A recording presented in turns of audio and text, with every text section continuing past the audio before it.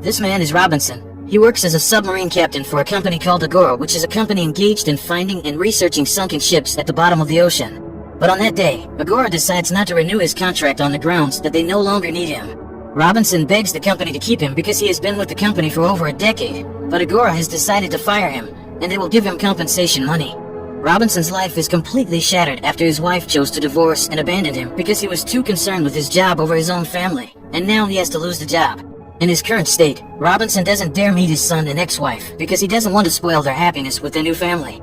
The dismissal by the Agora company also happened to his two friends, Kirsten and Blackie, who had been fired first. They meet at a cafe to discuss the dismissal and try to find a new job. Kirsten informs them that a year before he was fired, he had been assigned to the Black Sea and that they found something at a depth of 90 meters, which they believed to be the wreck of a Nazi submarine that sank on the high seas between Georgia and Russia during World War II. There is a rumor that the submarine was carrying a cargo of gold worth millions of dollars, but Agora was unable to find the treasure due to territorial disputes after the wars between Russia and Georgia broke out. Kirsten tries to convince Robinson and Blackie to find the gold together so that their lives will be better and they will be rich. Robinson and Blackie are intrigued by the idea, and the next day they meet a wealthy businessman named Lewis who is introduced by Kirsten and their old friend named Daniel, but Kirsten himself doesn't come because he is sick. They hope Lewis can fund their expedition to find the Nazi submarine. Robinson asks for $180,000 US, and they will use the money to get a submarine and recruit several people with a composition of half British and half Russian because they will buy submarines made by the Soviet Union. On the other hand, the Russians definitely know more about the Black Sea. Lewis agrees to fund the expedition, but with an agreement that he will give 40% if the gold is worth under $4 million, and 20% if it is worth more than $4 million. Robinson agrees with the agreement, and afterward, he immediately begins to recruit his friends with their respective skills to form a great team. When Robinson has recruited every crew to be part of his team, Kirsten suddenly disappears and never comes back or gives any news to him. Then Robinson meets a teenager named Tobin who is waiting for him at his apartment and claims to be Kirsten's friend. He informs Robinson that Kirsten had committed suicide due to depression and his illness. Robinson is shocked by the news, and he has no other choice but to bring in Tobin to replace Kirsten. When they arrive at the port, they are very surprised because the submarine they bought is an old submarine and looks like a submarine wreck. When Robinson goes to Palka, he finds 3 submarine escape suits, but he chooses not to tell anyone about the escape suit. The expedition finally starts, and this expedition is very risky because they have to keep diving underwater, and they are forced to turn off the radio to avoid the Russian Navy in the Black Sea. Then Robinson tells all his crew that if they manage to discover the Nazi treasure, everyone will receive an equal share of the 60% gold. Some people disagree with the division because they think it is really unfair and everyone should get a share according to their expertise. The Russian crew also sees Tobin as a bad sign because they believe Tobin is a virgin and has no experience. Tobin always stares at a photo on his phone, which makes Robinson curious and asks what he is looking at. Tobin shows the photo and tells Robinson that he will soon be a father because his girlfriend is pregnant with his child. A few days later, a dispute between them begins to arise when the troublemaker named Fraser deliberately spills the dishes made by the Russian crew who served as their chef.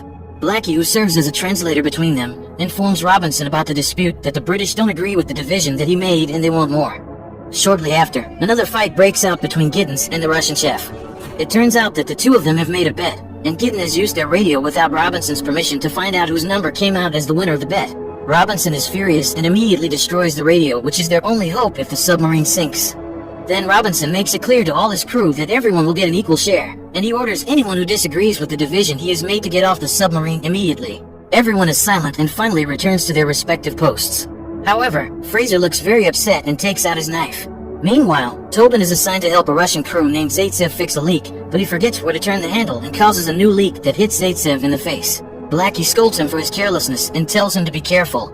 However, Fraser then comes and tries to defend Tobin. Blackie tries to explain what actually happened and tells Fraser that he is giving advice to Tobin, but unexpectedly, Fraser instead stabs Blackie with his knife. What have you done? Blackie falls down and accidentally drops oil into the engine that is being repaired by Zaitsev, causing a huge explosion and the submarine to fall down to the bottom of the ocean.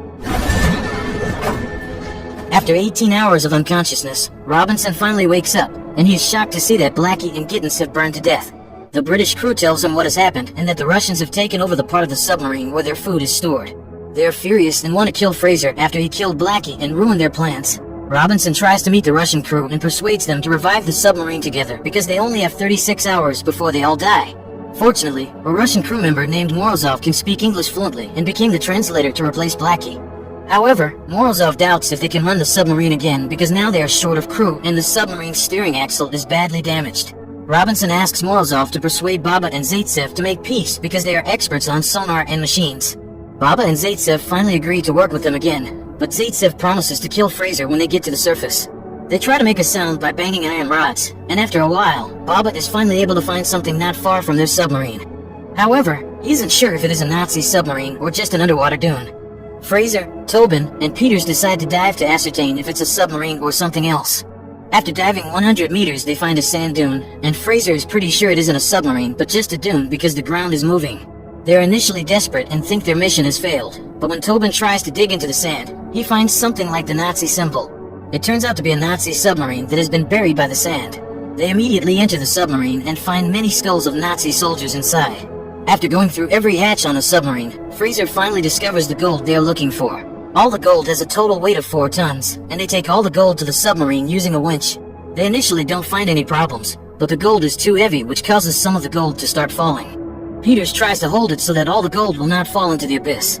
Unfortunately, he slips and falls into the abyss after the safety rope on his body breaks due to being run over by a wheel. Tobin and Fraser can't save him and are forced to return to the submarine. Although they manage to get the gold, the situation becomes difficult because to run the submarine they need at least 9 people. They force Daniel to replace Reynolds, but Daniel refuses and asks Robinson to have a secret conversation. Daniel tells Robinson that all of this has been arranged by the Agora company, from their dismissal to a wealthy businessman named Lewis, which was actually just part of the Agora scenario. Daniel also tells Robinson that Kirsten is still alive and didn't kill himself, but he was paid $30,000 to persuade him and Blackie to take an interest in the gold. And if they manage to find the Nazi gold, Agora and the Russian Navy will wait for them on the surface and will arrest Robinson and all his crews for theft. Everyone is furious and wants to kill Daniel after knowing that they have been framed by Agora, but Robinson has locked him in a room to protect him because they have lost a lot of crew and maybe they will need him. Robinson changes his plans and has the idea of going to the north of Turkey because the Russian Navy is in the east and they will not dare to enter the territory of another country. Robinson assures them all that they can definitely do it, and he doesn't want to go home empty-handed.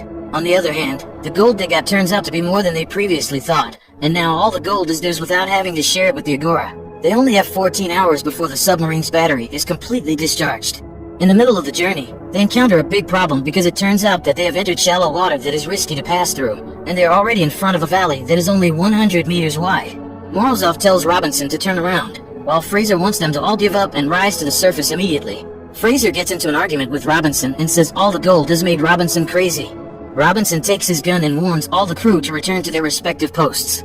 He gives the order to risk crossing the narrow valley as it will only take them an hour to cross it instead of going around it, which would take much longer. But again, Daniel begins to provoke Fraser to kill Zaitsev by saying that he is the only crew member who knows about submarine engines, and if he dies, the submarine will rise to the surface. Fraser has lost his mind and is being influenced by Daniel's words. When they almost make it through the narrow valley, Fraser makes trouble again and ruins their last plan by killing Zaitsev.